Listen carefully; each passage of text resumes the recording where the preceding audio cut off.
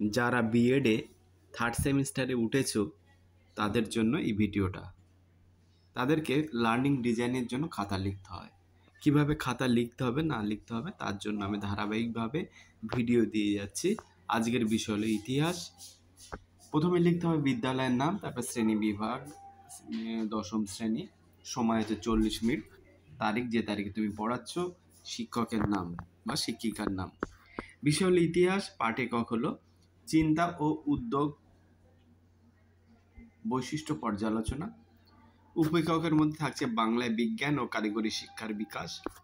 আজকের পাঠ কলকাতা বিজ্ঞান কলেজ, বসু বিজ্ঞান মন্দির ও বিশ্বভারতীর উদ্যোগ।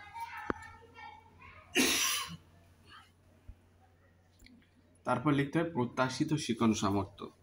সেখানে থাকছে স্মরণের মধ্যে থাকছে Indian association for the cultivation of science কত খ্রিস্টাব্দে প্রতিষ্ঠিত হয় তা শিক্ষার্থীরা স্মরণ করতে পারবে। তারপর থাকছে অনুধাবন, Indian association for the cultivation of science গড়ে ওঠার পেছনে ডক্টর মহেন্দ্রলাল সরকারের ভূমিকা সম্পর্কে শিক্ষার্থীরা অনুধাবন করতে পারবে। প্রয়োগমূলকের মধ্যে থাকছে বাংলায় বসু বিজ্ঞান মন্দির গড়ে ওঠার কারণ কি ছিল তা শিক্ষার্থীরা প্রয়োগ করতে পারবে। 2 বিশ্বভারতী গড়ে ওঠার পেছনে কি কারণ ছিল তা প্রয়োগ করতে পারবে, বলতে পারবে। বিশ্লেষণের মধ্যে থাকছে বাংলায় বিজ্ঞান ও কারিগরি শিক্ষার উপকারিতা সম্পর্কে শিক্ষার্থীরা বিশ্লেষণ করতে পারবে।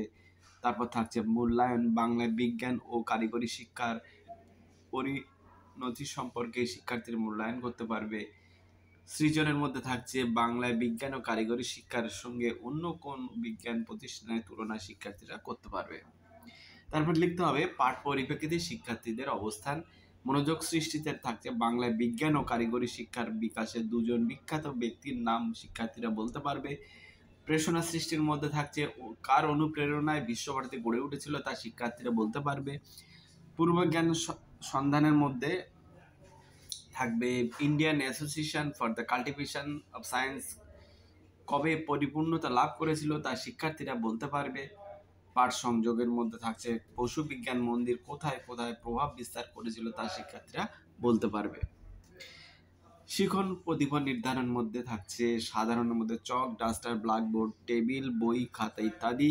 বিশেষের মধ্যে থাকে pointer, table, time table, map, model, highlight pen ইত্যাদি। শিখন প্রকৌশল সমূহ, বিষয়বস্তুর রূপরেখা। প্রথম ধাপে মূল্যায়ন, মূল পাঠের মধ্যে বিজ্ঞান ও কারিগরি শিক্ষার বিকাশে Indian association for the cultivation of science উল্লেখযোগ্য ভূমিকা পালন করে। 1876 খ্রিস্টাব্দে কলকাতার মহেন্দ্রলাল সরকার এই প্রতিষ্ঠানটি গড়ে তোলেন। 19 শতকের বাংলায় নবজাগরণ ক্ষেত্রে এটি গুরুত্বপূর্ণ ভূমিকা পালন করে। এই সময় এটার ছিল বিজ্ঞান চর্চার অন্যতম প্রধান কেন্দ্র। এখানে সমগ্র ভারতের ছাত্ররা মিলিত হয়ে বিজ্ঞান চর্চা করত। এই প্রতিষ্ঠানটি থেকে সিভি রমন ফিজিক্যাল অপটিক্সের গবেষণা করেন। রমন এফেক্ট আবিষ্কারের জন্য তিনি ভারতের প্রথম বিজ্ঞানী রূপে নোবেল পুরস্কার পান। 1905 খ্রিস্টাব্দে কয়েকজন শিল্পপতি মিলিত হয়েছিল কলকাতার যাদবপুরে ইঞ্জিনিয়ারিং টেকনিক্যাল কলেজ স্থাপন করেন। 1919 খ্রিস্টাব্দে university college of science and technology ভিত্তিপ্রস্তর স্থাপিত হয়। প্রাসঙ্গিক পন্থার মধ্যে তোমাদেরকে লিখতে হবে প্রাসঙ্গিক ব্যাখ্যা, বিশ্লেষণ, উপকারিতা, ব্যবহার, প্রশ্ন উত্তরের মাধ্যমে প্রয়োজনীয় তথ্যগুলি বোর্ড থেকে শিক্ষার্থীরা লিখে নিতে পারবে। প্রশ্ন 1 নম্বর প্রশ্ন, Indian association for the cultivation of science কত সালে গঠিত হয়? 2 হচ্ছে ভারতের প্রথম কোন বিজ্ঞানী নোবেল পুরস্কার পান?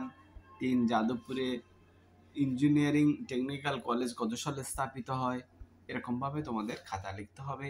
তারপরে দ্বিতীয় পর্যায়ের মধ্যে লিখতে হচ্ছে বসু বিজ্ঞান মন্দির। জগদীশচন্দ্র বসু সরকারি চাকরি জীবন থেকে অবসর গ্রহণ করেন। 1907 খ্রিস্টাব্দে ভারত সরকার তাকে স্যার উপাধি দিয়ে সম্মান করেন। 1971 খ্রিস্টাব্দে 30শে নভেম্বর আচার্য জগদীশচন্দ্র বিজ্ঞান মন্দির স্থাপন করেন। এই ব্যাপারে রবীন্দ্রনাথ তাকে অগ্রিম শুভেচ্ছা জানান।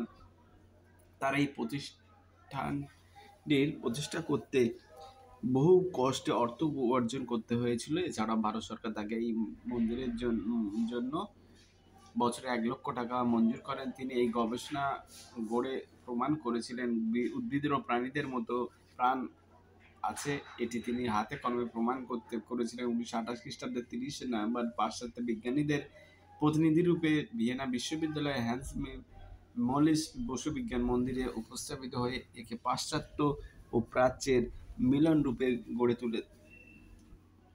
তুলে ধরেছেন। তারপরে প্রাসঙ্গিক পন্থার মধ্যে শিক্ষক প্রাসঙ্গিক ব্যাখ্যা বিশ্লেষণ করে সময় সারণীর সাহায্যে নির্দেশ করবেন। প্রশ্ন উত্তরের মাধ্যমে প্রয়োজনীয় তথ্যগুলি বোর্ড থেকে শিক্ষার্থী লিখে নেবে।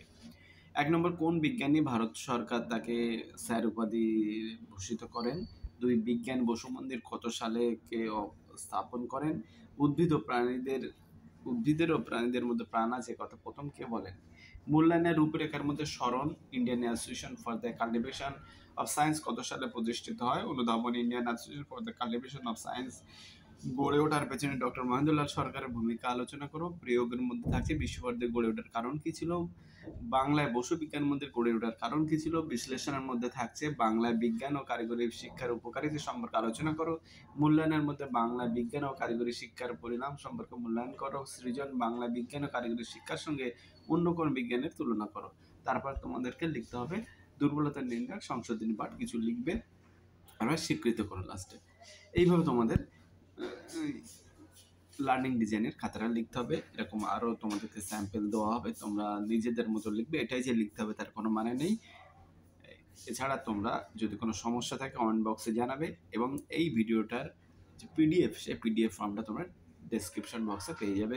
সঙ্গে থাকো। Thank you.